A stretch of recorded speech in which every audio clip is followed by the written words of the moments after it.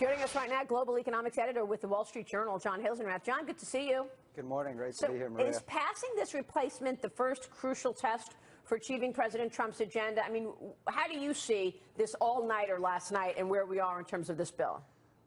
You know, it's certainly the first test, but to tell you the truth, the really important action is going to be taking place in the Senate. And, you know, we're reporting today that a lot of the lobbying groups are really focused on the Senate right now because that's where there's very little margin for error for the Republican Party. You only need to lose 2 Republican senators and the whole thing could fall apart. You know, when you see this debate going on all night long in the House, what you see is an example of how difficult this is going to be to move forward. Yeah, it is difficult, Dagen, but why is it that difficult if it's not that different?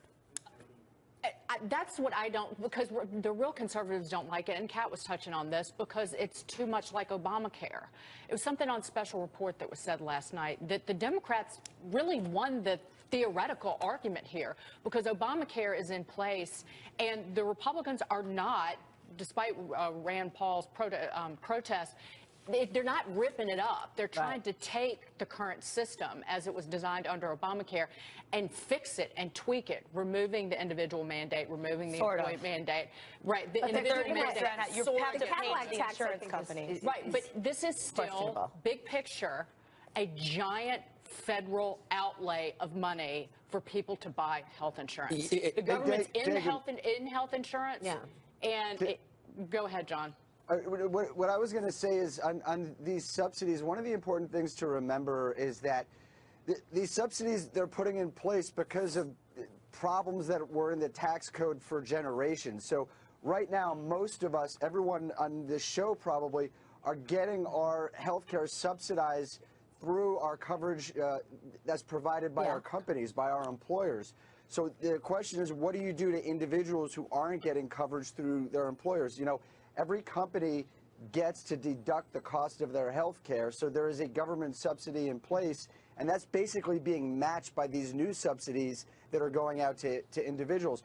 One of the things that they could have done way back, you know, when they did Obamacare was get rid of the subsidy that goes through the tax code through our companies. But that actually was John McCain's health care plan when he was running for the White House. Exactly. Is that you rip up the entire tax code, the way that health insurance is treated, and every individual in this nation, you don't get it through your employer, you have to go out and buy it on your own, and that would never fly. It's it would never go anywhere. What Paul Ryan is doing is basically he's building off the edifice that Obama created. You know, I think it's kind of ironic that Obamacare is called ACA and this is called AHCA. It doesn't seem that much different. That's true. That's true. But you make a really good point about this Cadillac tax, because that was one of the biggest, criticisms, the Cadillac tax of this, and it's still there. Well, yeah, and it's going completely against conservative ideals, where all you have to do is not limit a free market and somebody trying to go out there and actually get. It's not free market though, because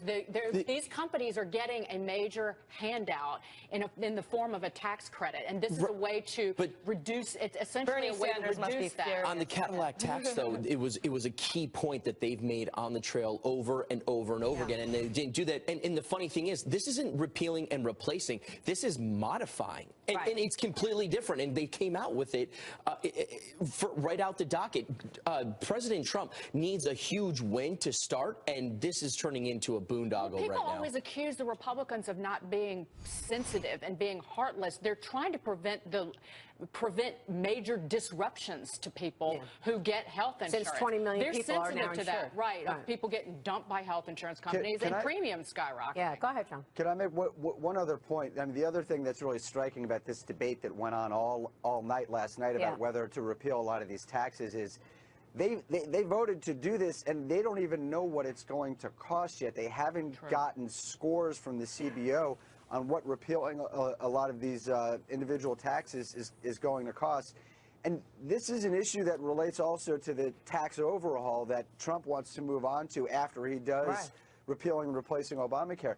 There's a big question about what is it going to cost? How much are they prepared to spend through tax breaks and increase the deficit to which get is this why done. this whole conversation about a new tax, like a border adjustment tax, like a reciprocal tax, has dominated that tax conversation. Go ahead, John, real quick. I want to switch to the ECB. Paul Ryan said in your soundbite that governing is hard, and I think that's really what we're seeing the Republican Party go through right now. For sure. Let me switch gears, John, ask you about the European Central Bank holding its policy meeting today.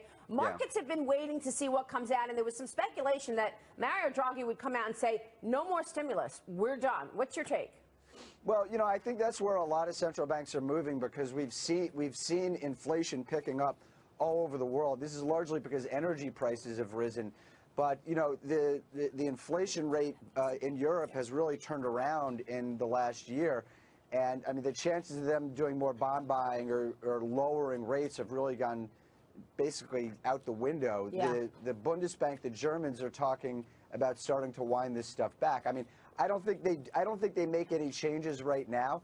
But if the global economic cycle is picking up and inflation is picking up, we might see central banks later in the year or next year around the world start to follow the Fed's lead, and that is towards increasing rates and not decreasing. Yeah, and it's interesting, Kevin Kelly, markets are down ahead of that.